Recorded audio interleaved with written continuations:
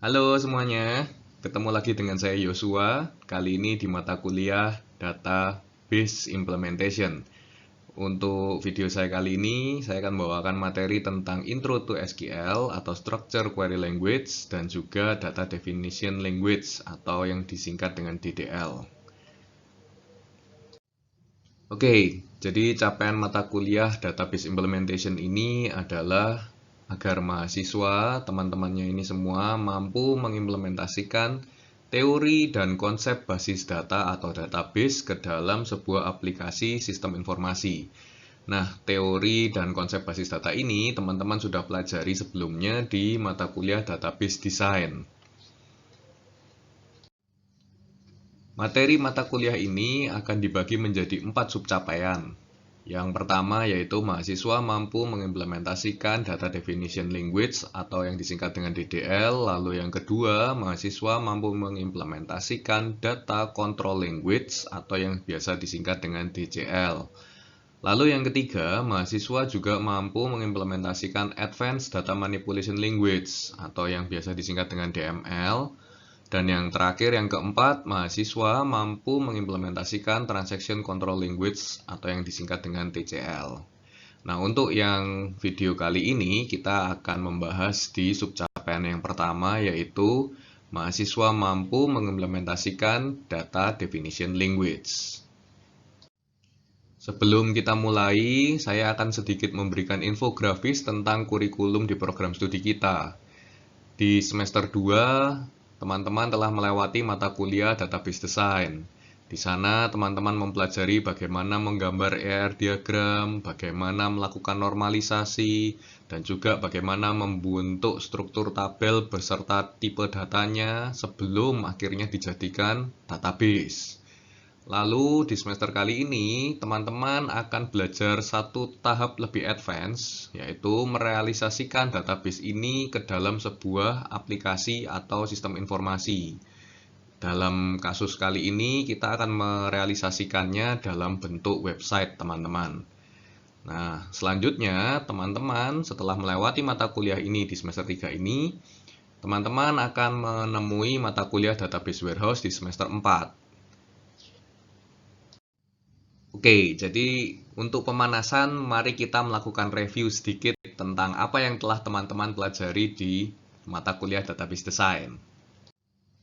Oke, jadi yang telah teman-teman pelajari di mata kuliah Database Design, yaitu yang pertama, teman-teman telah mempelajari bagaimana bedanya menyimpan data ke dalam bentuk yang ya bisa disebut dengan agak tradisional gitu ya, dibandingkan dengan dalam bentuk database management system atau yang bisa disingkat dengan DBMS.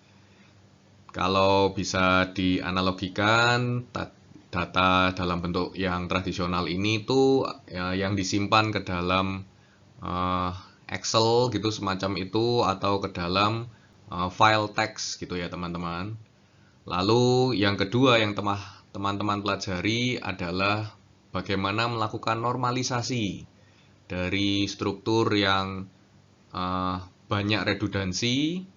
Lalu teman-teman melakukan normalisasi hingga urutan datanya itu sudah tidak lagi redundan.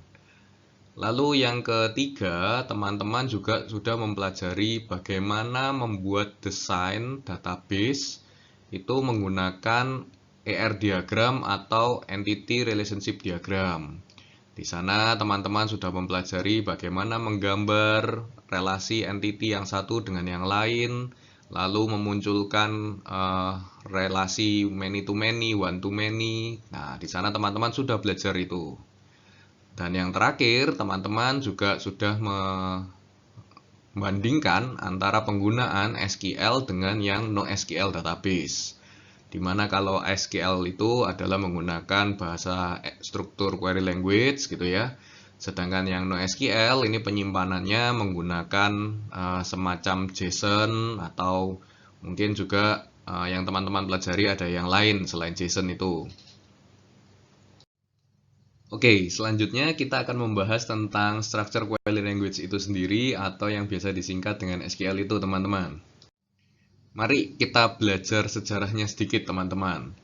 Jadi di tahun 1970-an, perusahaan IBM itu menerapkan dari research papernya Dr.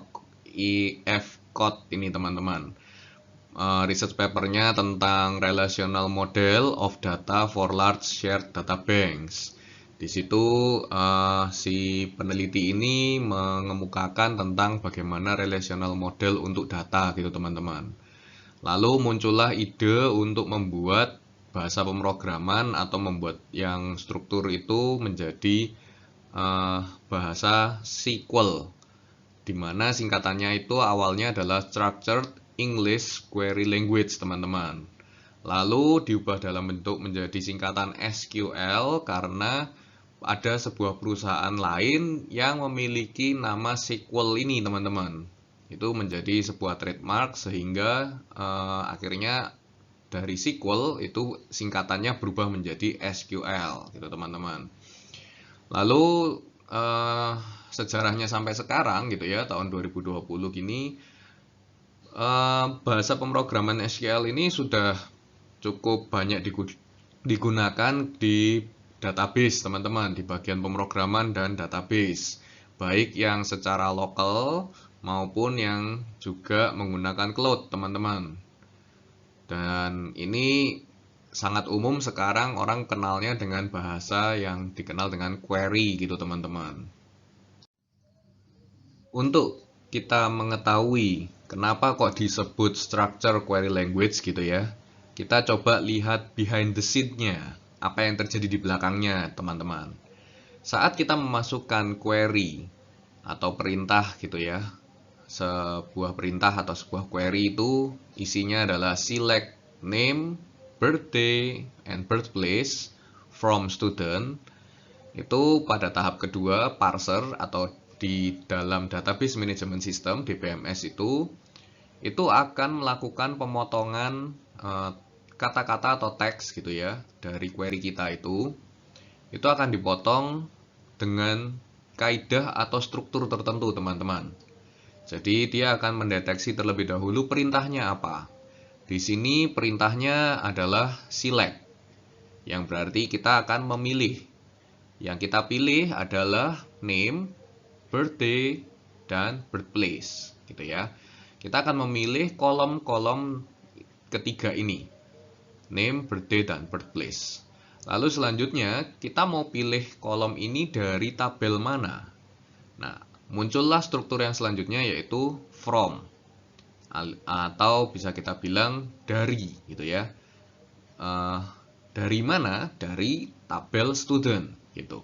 Inilah mengapa awalnya disebut SQL atau tadi structured English gitu ya.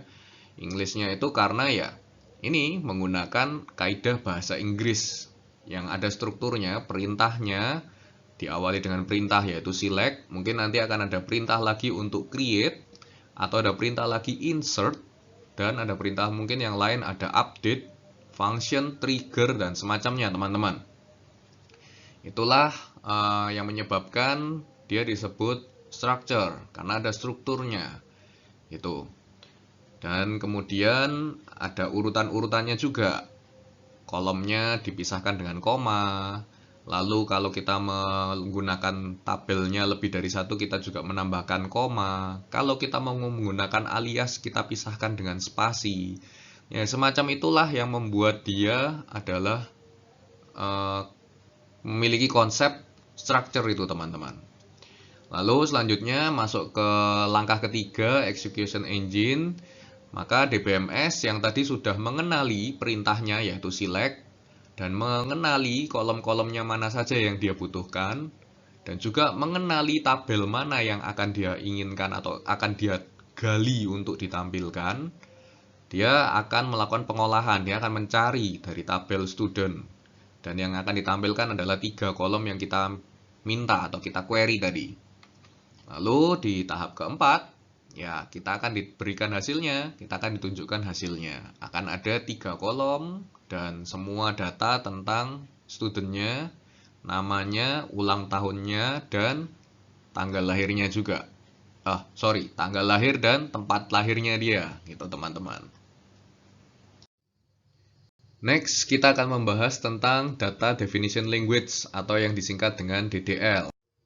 Data Definition Language ini digunakan untuk mendefinisikan database sampai juga mendefinisikan tabel dan tipe data di setiap kolomnya. Hingga juga kita mendefinisikan kolom mana yang akan menjadi primary key ataupun foreign key. Lalu juga mungkin bila ada yang diperlukan ada kolom yang unik meskipun dia bukan primary. Lalu kita juga akan memberikan definisi tertentu untuk properti yang semacam auto increment, semacam tidak boleh null atau tidak boleh kosong, datanya tidak boleh ada data yang empty gitu ya. Atau juga kita akan mendefinisikan bagaimana format tanggal gitu. Jadi intinya data definition language di sini kita akan belajar bagaimana mendefinisikan struktur database-nya. Apa saja yang akan kita pelajari di DDL ini teman-teman? Itu ada 3 kategori besar gitu ya. Yang pertama itu adalah create, lalu modifikasi, dan yang ketiga adalah delete atau menghapus gitu teman-teman. Kalau create jelas kita artinya membuat gitu ya. Apa yang dibuat? Buat database baru ataupun buat tabel yang baru gitu. Jadi create di sini kita akan belajar bagaimana membuat database, membuat tabel dan juga membuat view. Apa itu view? Nah, nanti kita akan bahas teman-teman gitu ya. Oke, lalu yang kategori kedua itu adalah modifikasi teman-teman. Di sini kita akan melakukan modifikasi jika kita sudah terlanjur membuat database, membuat tabel gitu ya. Lalu, wah ternyata kita membutuhkan nih ada tambahan baru gitu. Atau kita membutuhkan nih melakukan modifikasi, ternyata salah menentukan tipe datanya misalkan gitu ya. Di sini kita akan belajar melakukan modifikasi yaitu menggunakan perintah alter nanti teman-teman. Apa yang dimodifikasi sama juga dengan yang kita buat, yaitu database yang lalu tabel dan juga view gitu ya teman-teman. Mungkin muncul pertanyaan tentang view, nggak apa-apa disimpan dulu, nanti kita akan bahas teman-teman. Dan kategori yang ketiga itu adalah tentang delete atau menghapus gitu ya. Kita bagaimana di sini kita akan belajar menghapus database, menghapus tabel, ataupun membersihkan tabel teman-teman. Maksudnya yang dihapus itu hanya datanya saja, recordnya saja. Jadi tabelnya tetap masih ada, kita hanya ingin menghapus datanya saja. Kita ingin clean slate atau buka lembaran baru gitu teman-teman. Jadi kita sudah masuk ke tahap development gitu ya. Kita membuat data dummy. Pada saat kita melakukan rilis program kita, database kita ya harus bersih.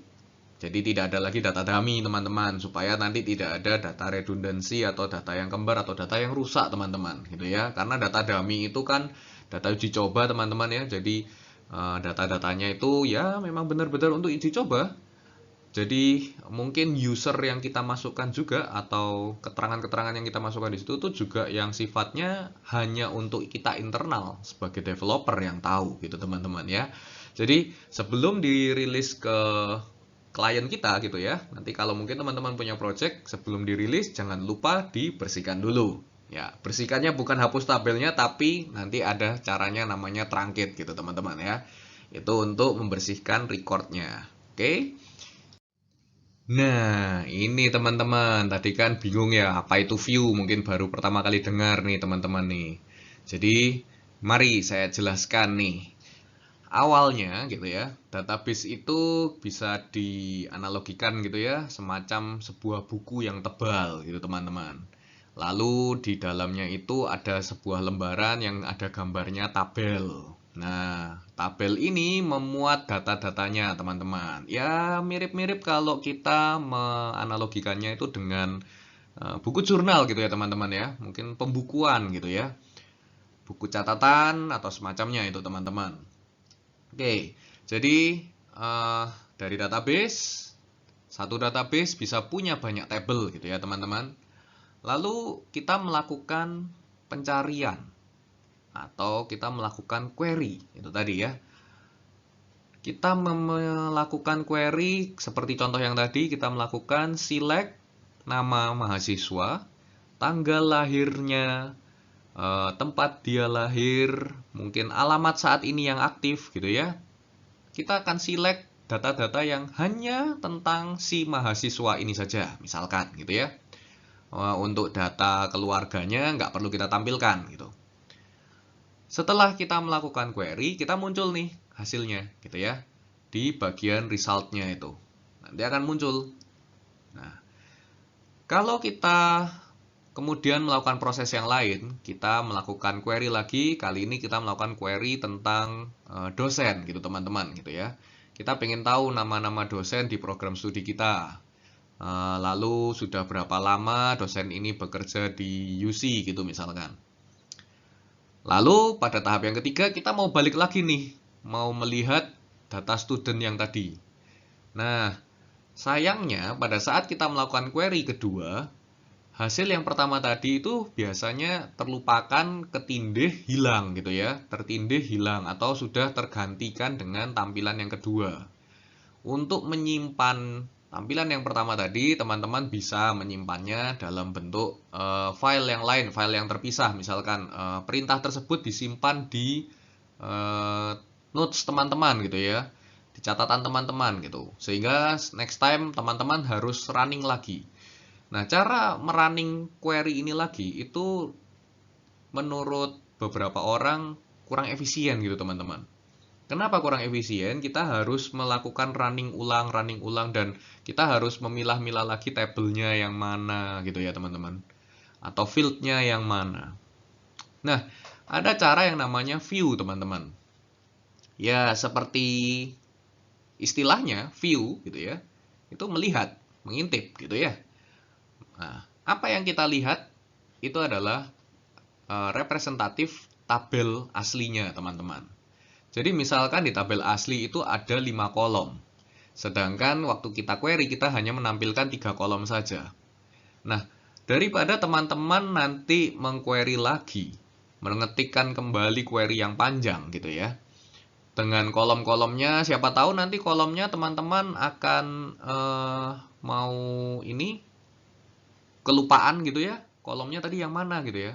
Nah, daripada kelupaan, alangkah baiknya, alangkah efisiennya, hasil query kita ini kita tampung ke dalam tabel temporary yang namanya view ini teman-teman. Tabel temporary yang namanya view ini itu sebetulnya adalah tabel utamanya itu juga sih teman-teman. Jadi misalkan kita mau membuat temporary tabelnya student ini, kita membuat view student gitu ya teman-teman. Sebetulnya apa yang ditampilkan di view-nya student ini itu juga isinya sama dengan tabel studentnya yang utama itu teman-teman. Dan apapun perintah yang teman-teman isikan di tabel utama, ya, misalkan teman-teman menambahkan data baru nih, maka hasil view-nya itu juga akan terupdate data yang baru. Kalau teman-teman menghapus tabel utamanya, isinya menghapus satu baris, satu data, gitu ya, maka yang di view juga akan kehilangan satu baris, satu data. Hanya saja yang di view itu kolomnya hanya 3, karena dari hasil query kita tadi menampilkan hanya 3, misalkan nama, birthday, dan birthplace, gitu ya. Kalau yang di tabel utama, tabel student utamanya itu ada banyak, misalkan 5-7 kolom, gitu. Lalu apa dong efisiennya gitu ya? Kita jadi lebih singkat dalam melakukan query gitu ya. Kita langsung aja tampilkan select bintang kali ini. Kita nggak perlu lagi pemilah kolomnya lagi teman-teman. Gitu. Jadi kita lebih efisien, lebih singkat dalam mengetikkan programnya gitu ya. Select bintang gitu. Langsung tampilkan semua yang ada di view tabelnya student. Selain itu juga teman-teman, view ini menjembatani security teman-teman. Kenapa menjembatani security? Kalau kita memberikan hak akses kepada staff atau user tertentu ke master tabelnya teman-teman, itu kita harus membuat security yang aturan main gitu ya, security aturan main untuk setiap spesifik usernya teman-teman. Dan itu sangat berisiko kalau user itu bisa melihat tabel master ini atau tabel utamanya lah, tabel student ini. Jadi kalau kita punya staff baru atau user baru yang bisa mengolah atau melihat langsung tabel student utamanya ini, itu resikonya tinggi banget teman-teman. Meskipun kita sudah memberikan aturan-aturan main gitu ya, yang namanya rules gitu nanti, itu tetap riskan teman-teman. Alangkah baiknya kalau kita memberikan dia tabel temporary ini, view gitu ya, sehingga dia hanya bisa mengintip teman-teman. Itu. Jadi angkat lebih baik akan lebih secure teman-teman. Gitu. Itu adalah konsep dan analogi penggunaan view teman-teman. Ya, untuk yang selanjutnya, konsep tentang view ini, ya, saya lanjutkan ya. Itu ada juga kegunaan yang lain. Misalkan teman-teman melakukan query yang kompleks gitu ya, menggabungkan atau memanggil dari beberapa tabel gitu. Dalam contoh kali ini saya akan mencoba menganalogikan tabel staff dengan tabel sales penjualannya. Dan saya ingin mencari sebetulnya laporan staff saya yang mana yang memiliki penjualan yang tertinggi, yang baik gitu ya, sehingga saya bisa mencari dan memberikan honor gitu atau memberikan apresiasi kepada staff-staff saya yang kinerjanya bagus gitu ya. Jadi saya ingin tahu yang produktif banget yang mana nih staff saya. Maka otomatis saya akan menggabungkan dua tabel ini, tabel staff dan tabel penjualan. Ya, mungkin di belakang itu akan ada tabel-tabel lain yang terlibat gitu ya. Tapi ya sebagai contoh simple kita akan menggunakan dua tabel ini gitu ya. Kita akan melakukan query gitu ya. Select from staff, sales. Nah, apa yang diselect adalah beberapa kolom teman-teman. Dan di sini kita juga melakukan yang namanya pengkategorian atau pengkondisian gitu ya. Dengan menggunakan perintah where nantinya gitu kan. Pada saat query kita akan mencari staff yang salesnya gitu ya, penjualannya itu lebih dari misalkan omset saya satu bulan ini 1 M gitu ya, 1 miliar. Saya ingin tahu staff mana yang melakukan penjualan melebihi omset saya gitu. Sehingga ini benar-benar produktif banget nih gitu kan ya. Gitu. Jadi akan tampil. Memang pada saat kita merunning query tersebut, itu akan tampil teman-teman. Tetapi kalau ini merupakan report atau laporan secara berkala, saya akan minta ini lagi setiap bulan gitu ya.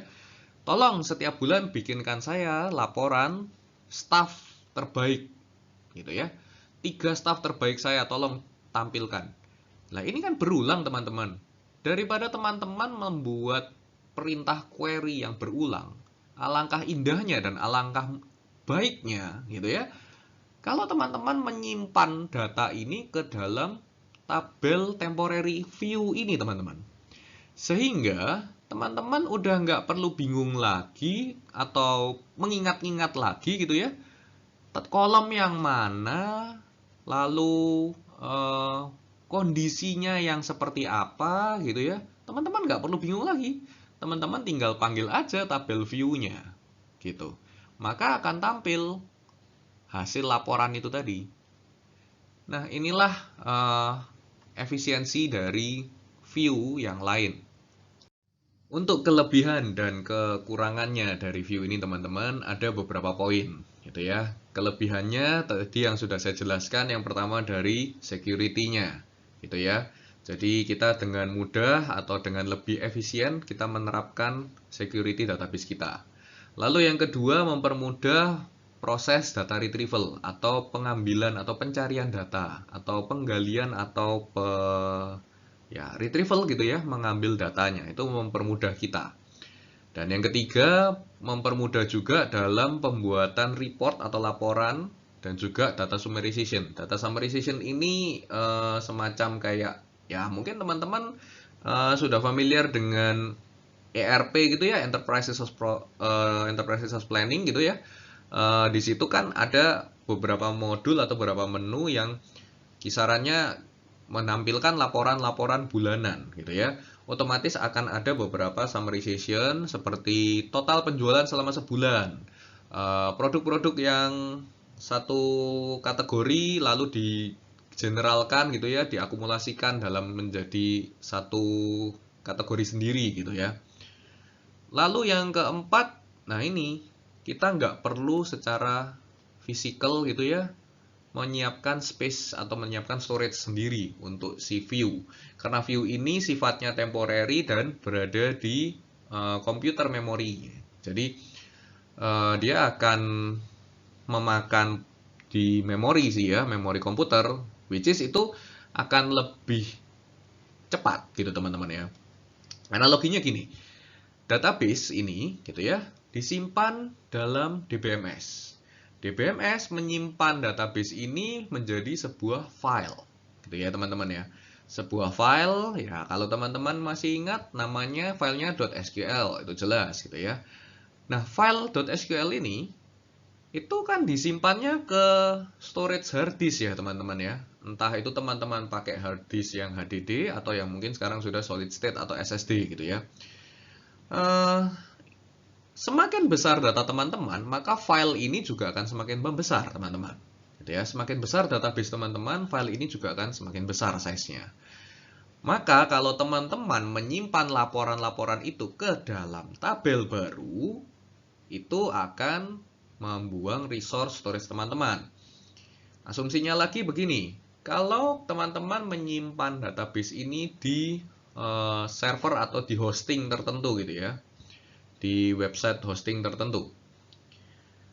Teman-teman kalau sewa server dan hosting itu di apa ya istilahnya di argonya atau di hargainya itu sewanya, harga sewanya itu disesuaikan dengan besaran teman-teman menyewa storage-nya, menyewa hard drive-nya gitu ya. Jadi semakin besar size database kita, otomatis harga sewa kita juga akan semakin besar juga gitu teman-teman ya.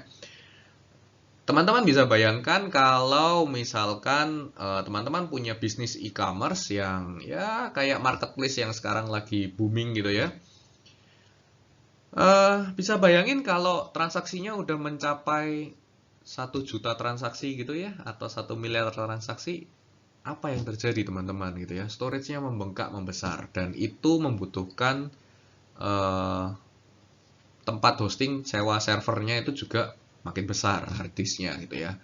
Nah, view ini keuntungannya dia tersimpan di memori prosesor komputernya dan memori RAM, maka dia akan lebih hemat space. Nah, kelemahannya gitu ya, karena dia itu adalah cerminan atau representatif dari tabel utama, maka tabel utamanya, strukturnya diminta fix dulu. Paling tidak, fixkan nama kolomnya. Fixkan juga tipe datanya. Gitu ya teman-teman. Paling tidak itu fix dulu. Jadi saat kita mau menselect, misalkan saya mau mengambil tadi nama sales saya, nama staff saya gitu ya. Itu staff name gitu. Jangan nanti di tengah-tengah dirubah lagi nama staff. Karena kalau itu dirubah, otomatis tabel view kita harus melakukan query ulang gitu teman-teman. Tapi ya sekali query akan berubah terus juga sih gitu ya. Jadi tabel utamanya harus fix dulu strukturnya. Itu kelemahan yang pertama. Lalu kelemahan yang kedua, semakin besar query yang kita panggil gitu ya dari tabel utamanya itu akan memakan waktu juga saat untuk merefresh tabel view kita. Itu ya, karena kan idealnya adalah itu seolah-olah hasil report query kita, hasil query kita yang kita simpan di temporary table atau di temporary view gitu ya teman-teman ya. Jadi proses query ini juga memakan waktu lama kalau tabel atau data yang kita baca juga besar. Itu kelemahannya teman-teman. Tapi terlepas dari kelemahan tersebut, itu ya, karena teknologi sekarang ini sudah maju dan luar biasa kencang gitu ya, prosesor sudah sampai generasi yang 10 dan generasi 4 gitu, mungkin yang merek-merek tertentu gitu ya, itu otomatis untuk execution time ini bisa diminimalis gitu ya teman-teman, bisa dikurangi. Tetapi kembali lagi teman-teman, tergantung penggunaannya, tergantung kebutuhannya teman-teman. Kalau memang untuk prosesnya nanti yang di data mining, data scientist, data science, itu udah nggak bisa ngomong lagi kita menggunakan komputer dengan generasi sekian-sekian itu teman-teman, gitu ya. Nah, itu komputernya udah beda teman-teman. Di situ akan ada yang namanya komputer server memang khusus sendiri teman-teman. Dan di situ jumlah core prosesornya itu sudah nggak single prosesor, tetapi sudah multi prosesor. Sudah nggak hanya multi core tapi multi prosesor teman-teman. Jadi ya itu ngomong masalah teknologi ya. Ini jadi merembet keluar database nih gitu ya. Jadi ya paling tidak kurang lebih gambarannya seperti itu teman-teman ya. Jadi ada keuntungannya memang, ada juga kerugiannya. Tapi kerugiannya masih bisa kita anulir, minimalis gitu ya, tergantung sesuai kebutuhan. Oke, kali ini kita akan masuk ke DDL yang kategorinya create gitu ya teman-teman, kita membuat. Seperti yang tadi saya sudah bilang, structure query language ini ada yang namanya structure perintahnya dulu. Diawali dengan perintahnya yaitu create gitu ya. Lalu diikuti dengan benda apa yang mau kita create. Di sini ada kalau kita levelnya database gitu ya, kita mau meng-create database, maka perintahnya create database lalu diikuti dengan database name. Itu. Lalu kalau untuk yang table juga serupa, create table diikuti nama tablenya. Nah, yang membedakan di sini karena table itu punya banyak kolom, maka diberikan lambang kurung, kurung buka, dan diikuti diisi di dalam kurung itu adalah kolom-kolomnya beserta tipe datanya, teman-teman. Lalu untuk view itu juga serupa dengan table, gitu ya. Itu tapi karena seperti yang tadi saya bilang, view ini dibuat dari query gitu ya, maka akan ada juga perintah select-nya. Oke, jadi pada saat kita meng-create view, perintahnya adalah create view, lalu nama view-nya, gitu ya, dan diakui sebagai, gitu ya, as select. Diakui atau diambil dari, gitu ya, dari select, dari query, dari kolom-kolom mana, dari tabel-tabel mana, dengan kondisi tertentu, gitu teman-teman. Lalu, seperti yang tadi saya bilang, kita juga mendefinisikan properti dari tabelnya atau properti dari tiap-tiap kolomnya, gitu ya, tiap-tiap fieldnya, gitu. Mungkin ada field tertentu atau kolom tertentu yang tidak boleh kosong, misalkan. Kalau dalam contohnya gender atau jenis kelamin gitu ya. Tolong dong jangan nul gitu ya, jangan dikosongin. Ya kan jelas gendernya kalau nggak laki-laki ya perempuan kan gitu ya. Secara kodratnya kan seperti itu. Atau NIM mahasiswa gitu misalkan ya. Ya jangan kosong dong karena NIM mahasiswa itu bukan hanya sekedar not null, nggak boleh empty, tapi NIM mahasiswa itu juga merupakan primary key gitu ya teman-teman ya, yang merupakan identitas utama dari seorang mahasiswa di sebuah universitas gitu ya. Kalau misalkan kita memberikan indeks atau memberikan penomor urutan gitu ya, kita bisa menambahkan definisinya dengan menggunakan auto increment, sehingga kita tidak perlu lagi membuat penomoran gitu ya. Kita sudah tinggal insert atau masukkan data baru, akan otomatis nomornya secara urut setiap baris akan bertambah. Nomor 1, baris pertama, baris kedua, baris ketiga, dan seterusnya. Lalu ada yang lain, itu ada penulisan dengan menggunakan constraint gitu teman-teman. Jadi properti ini itu kita definisikan dengan menggunakan perintah atau strukturnya itu adalah dengan menuliskan constraint gitu. Yang menjadi constraint-nya itu apa gitu ya, nama constraint-nya apa, lalu kita berikan tipenya apa, properti tersebut tipenya apa. Apakah dia unique, apakah dia primary key, apakah dia foreign key. Nah, kalau dia foreign key, dia mereference atau mereferensi dari tabel mana gitu ya. Maka akan muncul tulisannya seperti yang baris ketiga itu constraint, diikuti nama constraint-nya gitu ya, untuk memberikan definisi gitu sebagai kata kuncinya gitu ya. Terus diikuti dengan tipenya, tipe constraint-nya itu adalah foreign key, propertinya gitu ya. Nah, kolom mana yang akan kita jadikan constraint foreign key ini? Misalkan kolom yang pertama gitu ya. Lalu dia mereferensi dari tabel apa gitu. Jadi strukturnya seperti itu. Lalu ada juga constraint-nya yang bersifat check. Check di sini akan berbeda dengan yang teman-teman yang di atasnya unique, primary, dan foreign key. Dia akan berupa kondisi teman-teman. Jadi pada saat kita memasukkan data baru, akan secara otomatis dilakukan pengecekan. Jika dia tidak lolos dari pengecekan tersebut, maka hasilnya akan berbeda lagi, gitu teman-teman.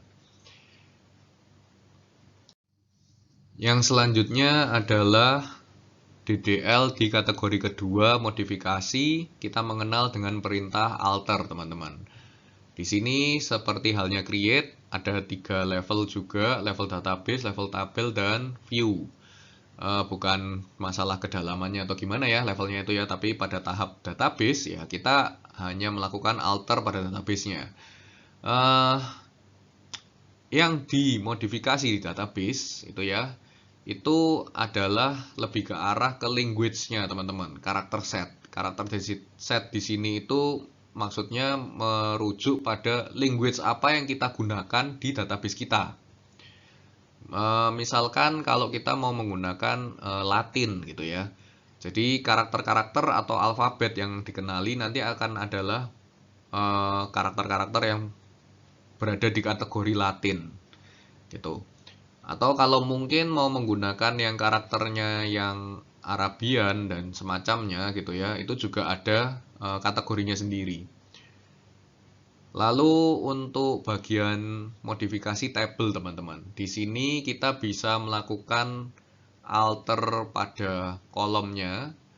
Itu kita bisa menambahkan atau menghapus, mengurangi satu kolom gitu teman-teman. Kalau mau menambahkan, ya perintahnya alter table, add column. Kalau mau menghapus, alter table, drop column. Gitu teman-teman. Jadi perintahnya ada 2 lapis seperti itu. Kita mau memodifikasi, alter, lalu kita memodifikasi apanya. Kalau mau nambah, ya pakai add. Kalau mau menghapus, pakai drop. Lalu pada saat kita ngomongin modifikasi view. View itu kan konsepnya adalah dari hasil query gitu ya teman-teman. Jadi kalau tahap modifikasinya gitu ya, itu bisa dibilang kita membuat ulang atau recreate gitu teman-teman.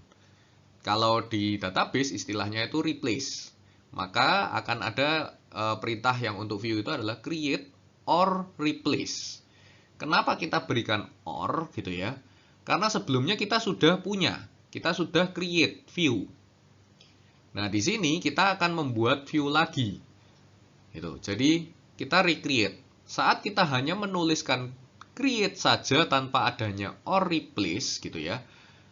Itu kalau RDBMS-nya atau database management systemnya ini, DBMS-nya ini melihat, wah, tadinya sudah ada nih view dengan nama view table mahasiswa gitu ya. Lalu kita create lagi view table mahasiswa. Itu akan terjadi redundansi, gitu ya, akan jadi kembar dan DBMS-nya akan mengeluarkan warning gitu ya, akan mengeluarkan error. Karena terjadi kembar nih gitu. Maka ketambahnya kita menggunakan or replace gitu teman-teman. Oke. DDL yang terakhir yaitu delete gitu ya. Dalam hal ini perintahnya adalah drop. Kalau kita mau menghapus database gitu ya, kita memasukkan perintah drop database lalu diikuti dengan nama database-nya. Begitu juga dengan table. Nah, kalau pada table itu ada dua jenis penghapusan. Yang dihapus itu datanya, recordnya saja, atau kita memang mau benar-benar membuang semua tabelnya beserta struktur tabelnya gitu ya. Kalau kita mau menghapus datanya saja, membersihkan datanya saja, mereset lagi dari kosong gitu ya, itu kita cukup menggunakan perintah yang namanya truncate, teman-teman. Truncate table diikuti nama tabelnya. Kalau kita mau menghapus, membuang tabelnya beserta struktur-strukturnya, kita akan menggunakan perintah drop table, teman-teman. Begitu juga pada view. Kalau kita mau menghapus view, ya kita menggunakan drop view. Itu teman-teman. Lalu kalau untuk data view-nya gimana? Nah, data view kan merupakan generate dari query ya teman-teman ya. Jadi dia nggak perlu bingung kalau kita menghapus data table masternya gitu ya, drop kita truncate tabelnya gitu ya, maka view-nya juga akan jadi kosong gitu teman-teman. Oke, di sini akan ada sedikit ekstra materi gitu teman-teman tentang tipe data. Nah, ini teman-teman sebetulnya udah dapat nih di mata kuliah yang semester 1 dan semester 2, tetapi saya akan ulas sedikit saja teman-teman ya. Oke, ini adalah beberapa tipe data yang akan teman-teman temui di database. Untuk tipe data yang sifatnya string di database akan ada 3 yang akan sering teman-teman gunakan, yaitu mulai dari char, varchar, dan text. Untuk yang numerik, teman-teman juga memiliki beberapa opsi mulai dari bit, bool, boolean, int atau int atau integer gitu ya, terus float, double, dan desimal. Untuk tipe data waktu gitu ya, waktu atau hari, tanggal gitu ya, itu teman-teman memiliki 5 opsi ini yang akan teman-teman sering pakai mulai dari date, date time, timestamp, time, dan juga year. Dan di sini teman-teman nanti akan belajar mengenal tipe data objek gitu ya. Biasanya tipe data objek ini digunakan developer atau digunakan pembuatan program itu untuk menyimpan objek-objek seperti image gitu teman-teman, gambar. Untuk menyimpan image itu bisa juga ke database, tapi ya kembali lagi ya teman-teman ya, semakin besar image-nya, semakin besar juga database teman-teman, space-nya, dan itu juga kita rasa kurang efisien. Maka sebelum disimpan, alangkah baiknya data image tersebut, gambar tersebut kita kecilkan gitu ya, baik dari ukurannya maupun juga file size-nya itu sendiri, resize kita, ukuran resolusinya kita kecilkan gitu image-nya. Di sini teman-teman akan mengenal dengan tipe data yang namanya blob atau binary large object gitu teman-teman. Nah, itu tadi adalah materi tentang intro to structure query language dan data definition language teman-teman gitu ya. Berikut ini ada beberapa referensi, ya silahkan teman-teman baca lebih lanjut untuk menggali informasi lebih lanjut teman-teman.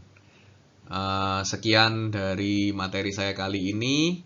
Stay safe, stay healthy, salam entrepreneur.